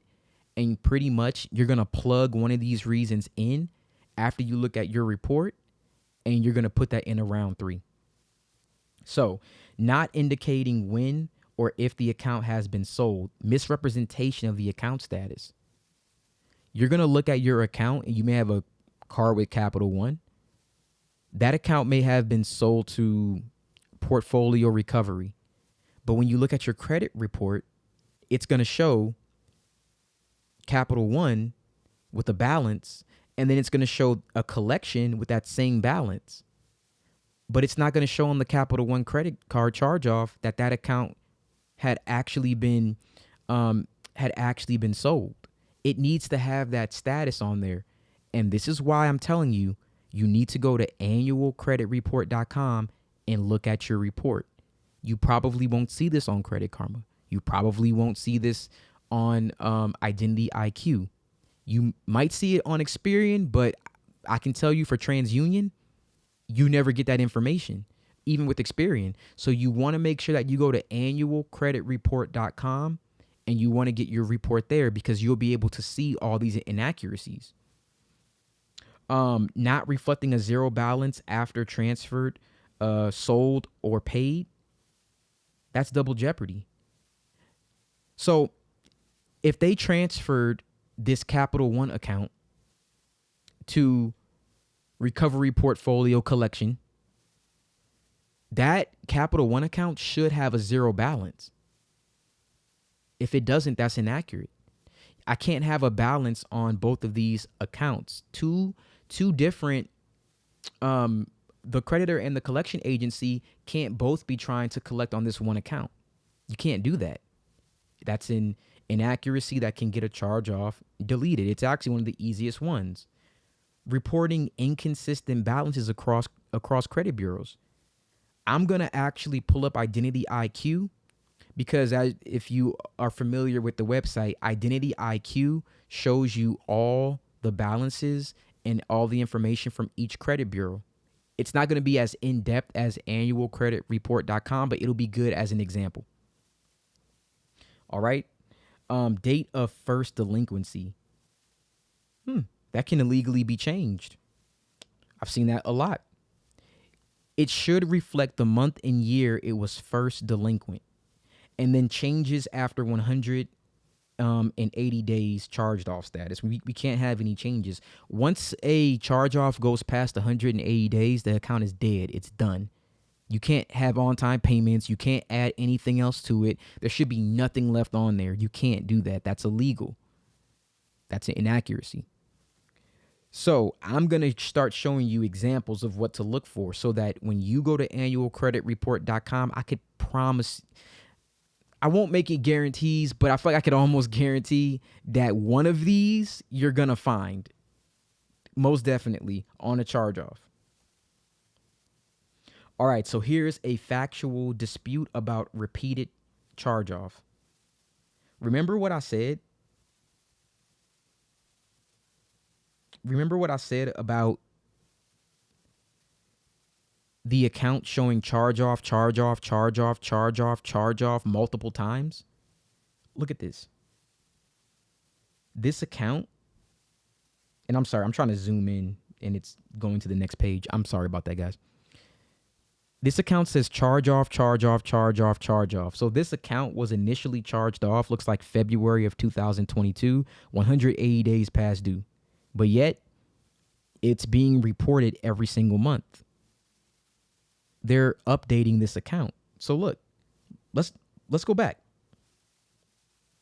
Repeatedly reporting charge off every month. Wow, there we go. Is that not what's going on here? That's inaccurate. They can't do that. That is an inaccuracy. And this is a screenshot pulled from annualcreditreport.com, which is why I'm telling you guys you want to pull from there. I'm going to pull this same account up on Identity IQ, and I'm going to make a comparison because I want to show you exactly what I'm talking about. So I was able to pull this same account up on Identity IQ. So check this out, guys. Check this out.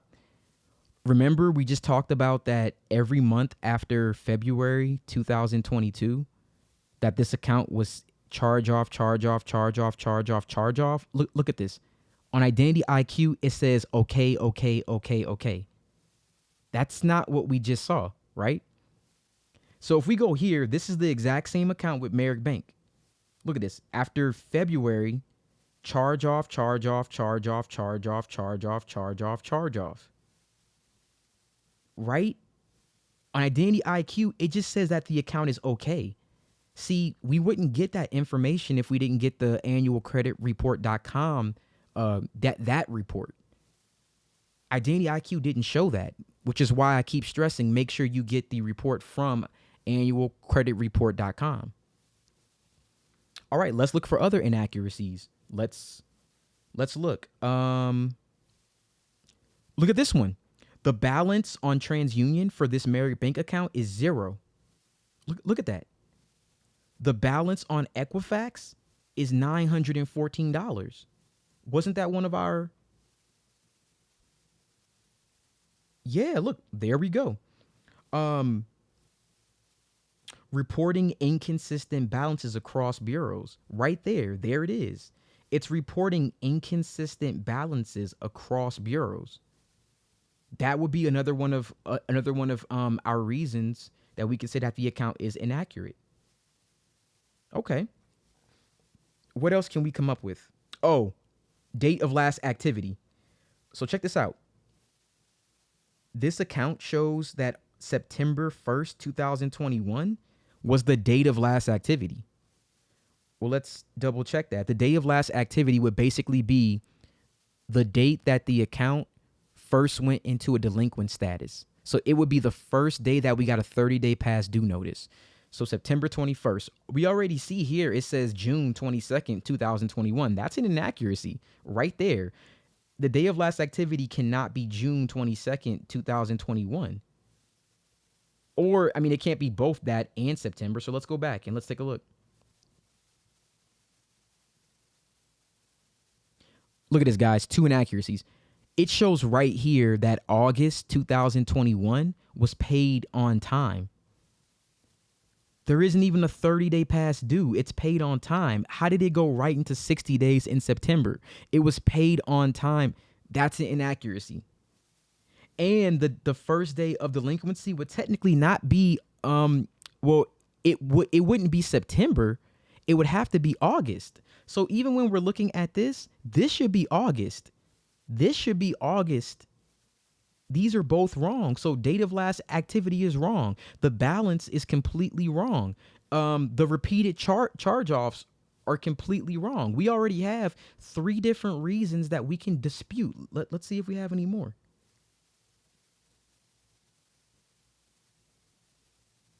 Date of first delinquency, we have that. Reporting inconsistent balances, we have that. And then repeated. So we already have 3 different things that we can dispute, right? All right. So you would pull up your credit report from annualcreditreport.com. You would look at your charged off account and you would look at one of these common reasons. Of course, after you ask them to investigate, reinvestigate, they tell you it's all good. And then we hit them with this one right here. So I'm going to give you an example of what to say for repeated charge off, because you'll probably see this one a lot. All right, so this is the round 3, disputing factual information. So this account was charged off on the following date. So remember the charge off date that we had, it was September 2021, right? Since then, the account has repeatedly been updated as charged off every month. This is an update in the payment history. A charged off account should not include an active payment history. This inaccurate information falsely manipulates the statute of limitations. You failed to investigate this account properly, and your neglect has violated my rights. I am demanding a deletion of the following account. And then you would put your account name, your account number. You would want to send a copy of your driver's license. I always send a copy of my social security card and proof of address. I recommend that you do the same. So, factual disputes, if you saw this example, the dispute should be no longer than 3 sentences. Just identify what the account is, explain what's wrong, and the desired outcome. So, I mean, that's simply what we're gonna do. We're just gonna identify the account, explain what's wrong and what we want. Because you have to understand, we already asked them twice to do their job. Now we use the law. Look, I asked you twice to do something. I followed the process of reinvestigation. You didn't do it. And now that you didn't do it, I'm going to tell you what's wrong. Now, keep in mind, the credit bureaus have the option of either doing 1, updating the account, or 2, they can delete it. So they do have the option to update. So here's the thing. What happens when we get to round 4 and they decide that they just want to update the account? We pick a different reason. So for this example, I just showed if there was a double jeopardy, right? So if there were 2 accounts that, because this is probably the next most common reason, I don't have an example of it to show you, but let's say that this account with Merrick Bank had a ChargeOf with a 0 balance for TransUnion and for Equifax, but now I have a collection account of the same amount. I would send this. So the following accounts are claiming to both own the same debt with a balance. As you know, this is not possible and also a violation of my rights. Because of this, both accounts need to be removed from my credit report immediately due to not properly validating the information in which a company has passed to you. Please delete immediately. When the requested above deletions are made, please mail me an updated copy of my credit report. You list account 1 and you list account 2. So in my experience, going back to, our most common charge-off inaccuracies, it's usually going to be one of these.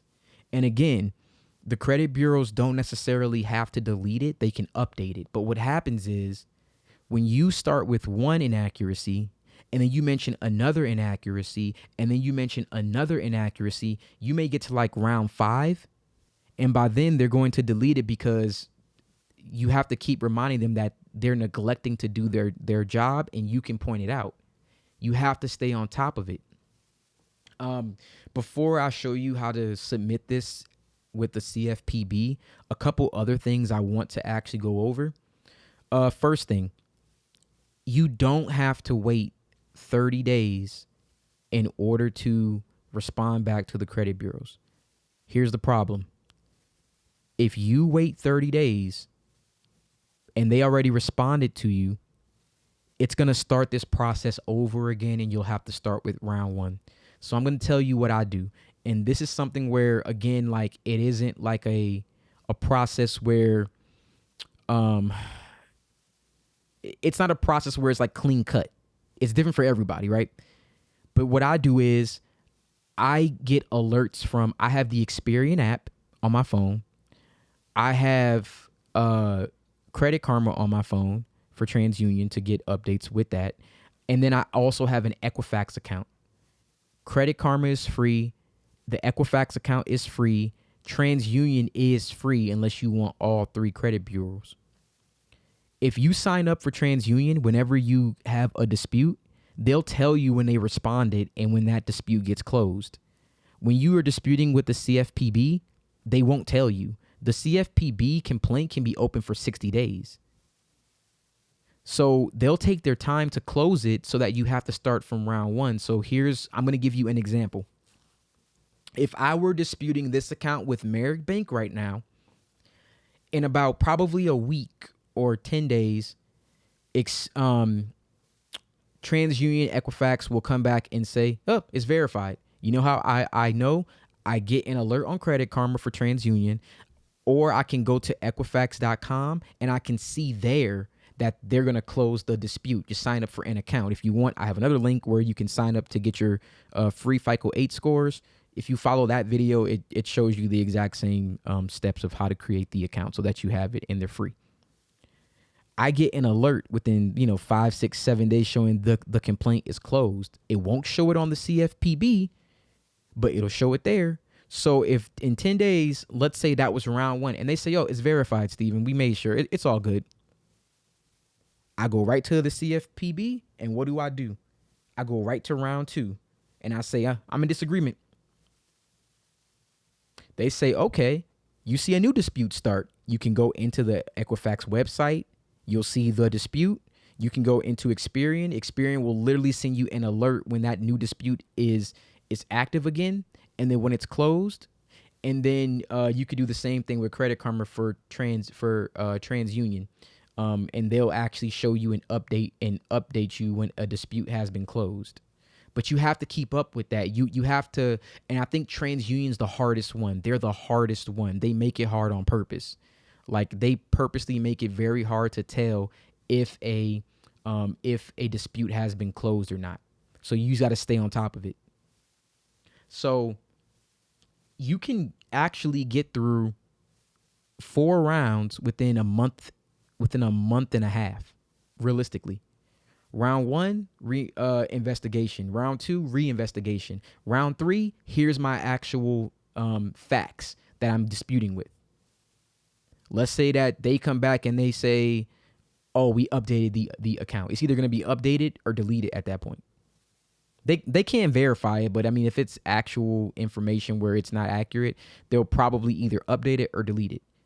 Then you come back with your second one, or your second reason. This is like round 4, right? You can do this like every time they respond. You have to pay attention to it, but you can do it every time they respond. It's easy. You just keep doing it until you get probably like around some of this stuff will come off on round 2, some will come off around 3, 4, 5, and then you just keep going with all of your reasons. And that's why you can't just say that the account is fraud. Why? Because charge-offs are always with the original creditor. They have all the information. They can verify it. They have it.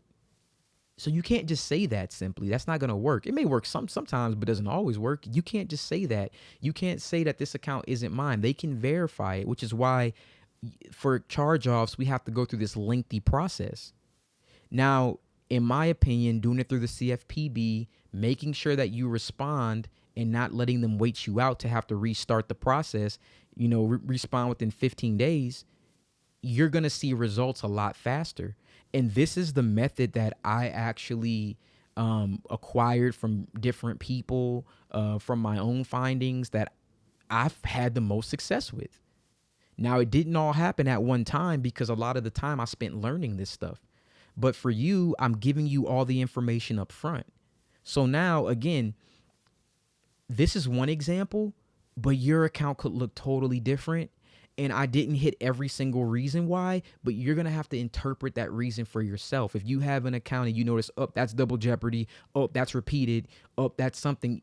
If you just show them 2 different credit bureaus, Equifax and TransUnion, and there's inconsistencies between those 2, you can have them look at two reports and you can say, hey, if this report is coming from the same data furnisher as this report and they're not exactly the same, they're inaccurate. So that's why I'm like, you have to interpret it. You have to go actively look out and find out what's wrong.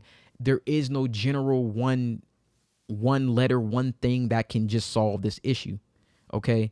Again, that's the reason why I took so long to make this video, because it's not a one size fits all like the rest of them. It's literally tailor made to you and your profile. The next thing I'm going to show you before we end this video, I want to show you how to process this, or how I do it through the CFPB website. All right, so you're going to go to CFPB, and you can Google this, or consumerfinance.gov, And as you guys know, if you don't have an account, you have to create one. But we're going to start by going to submit a complaint. Click on that, scroll down, and start new complaint. All right, so if you don't have an account, sign up for an account, verify your email. Okay, once you're logged in, you're going to go to start new complaint. We're going to click on that. We're going to go to improper use of credit report, and reporting company used your credit report improperly. And have you already tried to fix this problem with the company? Always yes. Did you request information from the company? Yes. Did the company provide this information? No. And we're going to go next. So what happened? Again, guys, from the letter or from the example that I gave you, we could enter round 1 information. We could enter round 2 information. Let's go and let me do one of the round 3s. Let's do the ChargeOf account. All right, cool. So you're going to go here and you're going to put in your information. This account was charged off on the following date. Since then, I have been repeatedly, exactly what we went over. So you're going to put what happened, what account it involves, the inaccuracy, and what you want done. And then you're just going to put the same information here, but here you can add, I am demanding a deletion of the following account name, account number, same information here. You could just copy this part because that's the outcome that you're looking for. And then you attach your documents. Remember I said you would attach your ID, your driver's license. I would attach your social security card. I would attach a proof of residence, so like a utility bill or something of that nature. And then a screenshot of the inaccuracy. And if you requested a report from annualcreditreport.com and they mailed you one, because again, sometimes TransUnion does this where they won't allow you to get the report, you can have it mailed to you. And then you can take a picture of it and then add that here showing what the problem is. And this is going to be like, this is for a factual dispute, what I'm showing you now. But prior to this, you'll do a round 1, you'll do a round 2.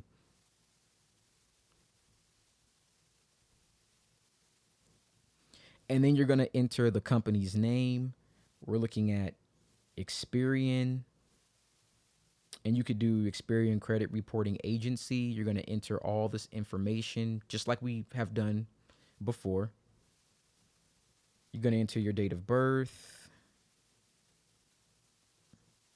your name as it appears on your credit report, however that appears, whether it's first name, middle name, last name, or first name and last name. Did you want to complain about another company? If you want, you can actually just go ahead and just throw that on here. You can add TransUnion. Now remember, you only want to complain about the company that actually has the account. So if the account doesn't report to Experian, but it reports to TransUnion and Equifax, just do TransUnion and Equifax. If the company just reports one credit bureau, just do one.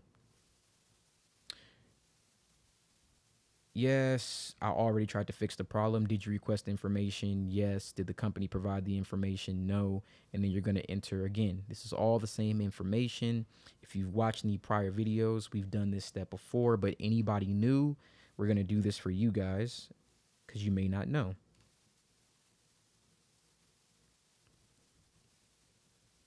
And then do you want to complain about another company? Yes. I want to complain about, I did Experian, TransUnion. I want to complain about Equifax. Let's see. Equifax Information Services. All right, have you already tried to fix the problem? Yes, we have. Did you request information from the company? Yes, I did. Did the company provide the information? No, they did not. And then same thing, so on and so forth. So when you're done, you should have all the credit bureaus here that you are trying to dispute that charge off with. Then we're going to hit next and go to the next page. you're always gonna click myself. There are actually, I never mentioned this, but there are actually laws out there that when you have someone else file a complaint or a dispute on your behalf, the credit bureaus have the right to throw that out as frivolous. So that's one of the stall tactics that they use. So whenever you're doing this, you always fill it out as myself. And just so you know, when you're disputing these things, the reason why we always do one reason at a time and we don't list them all at one time is because you can only dispute an account for the same reason one time. So if you go, oh, charge off repeatedly, and let's say now the credit bureaus update the information so it's accurate, and then you go, oh yeah, but my date of last status is not right, and they update that information. You can't go back and then try to use the same one again, even if they didn't update it. It's going to be seen as frivolous. So you'll want to use one at a time until eventually they delete it. And from my experience, eventually they do. You have to be patient, you have to be diligent. And again, when you file the CFPB report, the CFPB report will not update as fast as the credit bureaus respond. They will let they'll let the complaint stay open even though it's already been completed. So you're gonna have to make sure to check with Experian, get the notifications. They'll tell you once they're done disputing.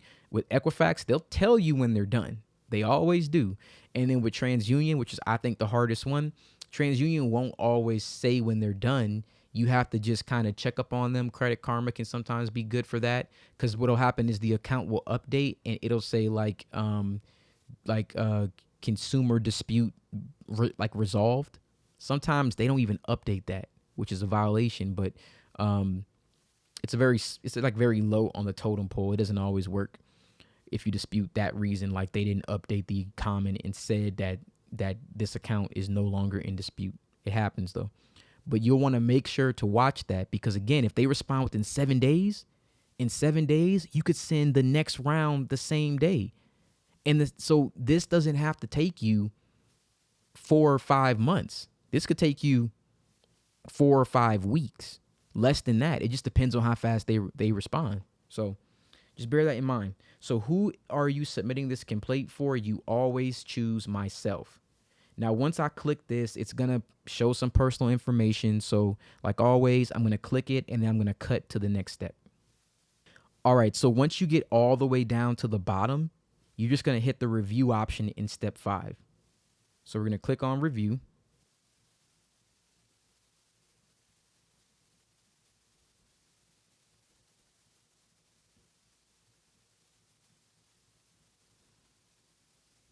And then once you hit the review option, you're gonna review the complaint, make sure all the information is good, you haven't missed anything. And I'm just gonna scroll to the bottom here. All right, so I cut to the bottom.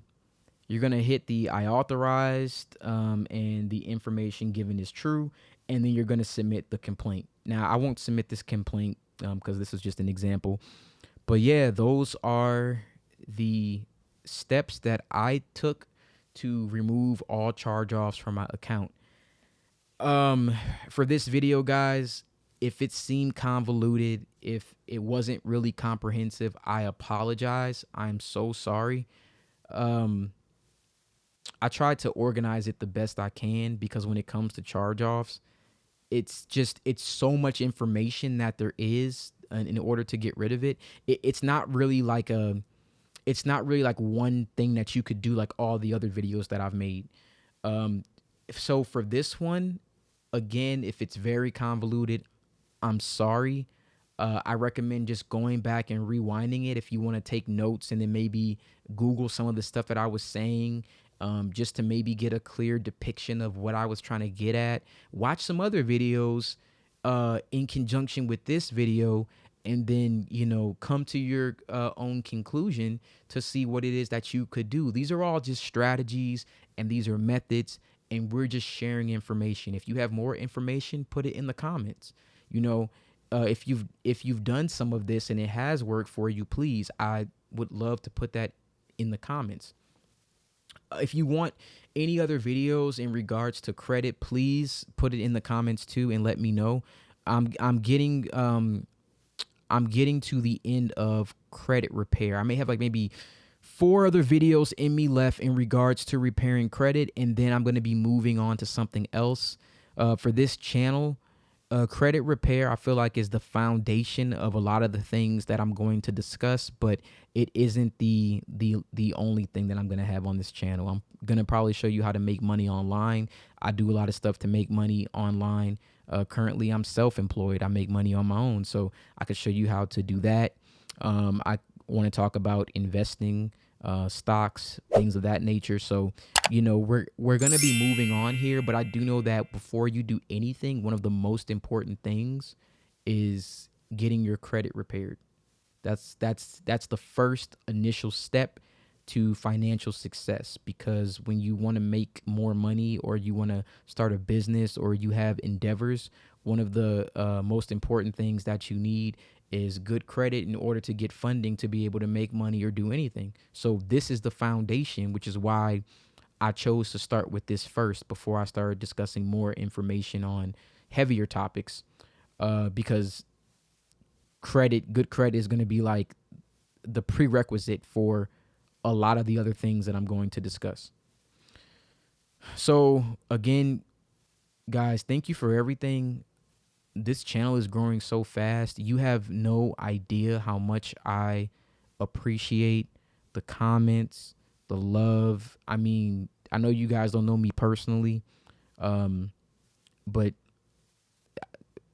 I appreciate all of the great feedback that I've been getting, and it's encouraged me to keep going with this channel even when I didn't think I wanted to. So I appreciate you guys so much. Please watch the previous other videos. If you haven't, I'll probably put them at the very end screen. And again, I'm sorry if this information was all over the place. I apologize. I'll continue to do better for you. And if need be, I could remake the video and do more. You guys have a great day. Thank you so much. I appreciate you.